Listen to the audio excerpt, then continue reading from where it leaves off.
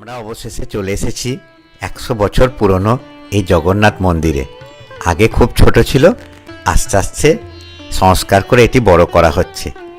চলুন আমরা এবার এই জগন্নাথ মন্দিরে প্রবেশ করে আপনাদের সব দেখাই ঘুরিয়ে। মন্দিরের প্রবেশদ্বারের দুই পাশে একটি করে সিংহের মূর্তি রাখা আছে, যা আমরা সিংহ দরজা বলে মনে করছি।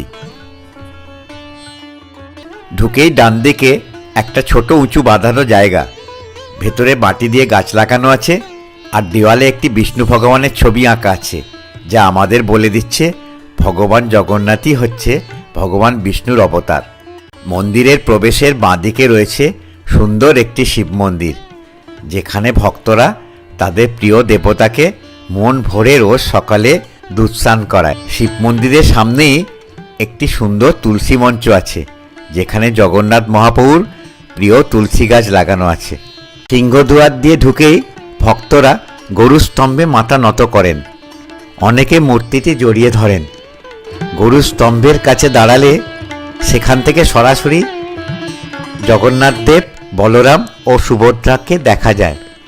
কথিত আছে শ্রী চৈতন্য মহাপ্রভু স্বয়ং এই গরু স্তম্ভ থেকে ভগবানের মূর্তি দর্শন করতেন। এই কারণে শ্রী চৈতন্য মহাপ্রভুর অনুগামীদের কাছে গরুস্তম্ভ অত্যন্ত প্রিয়। এই দেখুন কি সুন্দরভাবে গরু স্তম্ভকে জড়িয়ে ধরছে ভক্তরা।